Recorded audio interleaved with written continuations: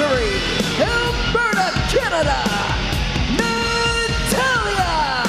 Will Roxanne Perez tap to the sharpshooter and allow Natalya to advance to Money in the Bank?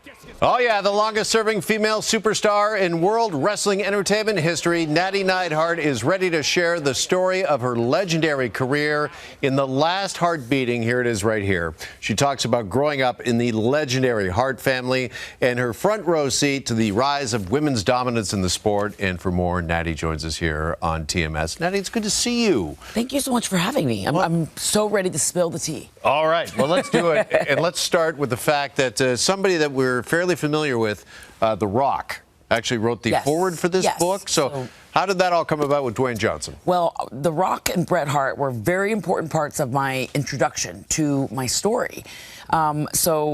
Of course, The Rock is a third-generation superstar, and his dad was a wrestler, just like my dad.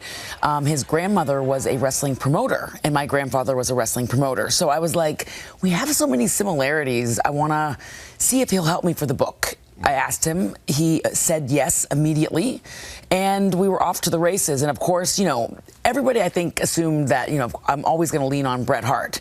But when your uncle is the best of all time, and really Bret is one of the greatest professional wrestlers that ever lived, I was lucky enough to get two of the greats to help me with, you know, with The Rock with the foreword, Bret with the introduction, and so both really captured the essence of the story. Yeah. Well, listen, let's talk about the family, because your family, the Hart family, synonymous, of course, with wrestling. You mentioned Bret and Owen Hart, to your grandfather Stu Hart's legendary Dungeon, and of course your dad, Jim the Anvil Neidhart.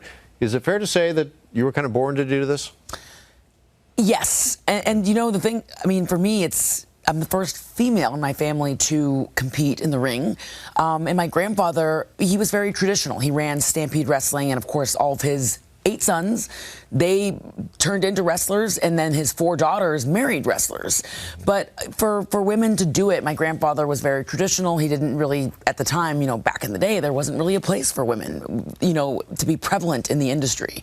And so the more that I heard no from my family, the more that I wanted to do it. Isn't that always how it works? Yeah.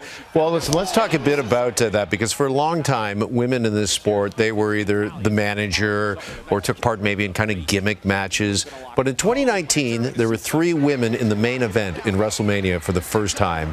What does that sort of progression that you've seen during your time, what does that mean to you? I mean, the women right now in WWE, we're running out of firsts because, you know, we're just breaking down barriers left, right, and center. And for the women to do the first ever main event of WrestleMania, that was huge. In 2019, we also broke down barriers. I was part of the very first ever wrestling match for women in Saudi Arabia.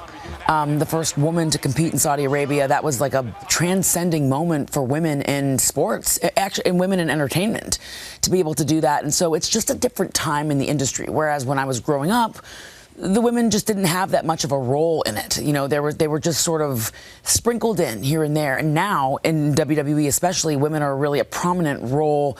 They have a prominent place in the industry, which is awesome. And they do some of the highest numbers on the show. Mm-hmm. We'll go back to your family for a quick second, if I could, because I know that Stu Hart, recently the city of Calgary, honored your late grandfather, naming a bridge after him. Tell us about that honor and what that meant to your family. That was so surreal, because my grandfather, you know, Bret had said so eloquently the day that they announced the bridge in Calgary, it's the Stu Hart Memorial Bridge over the Elbow Valley River.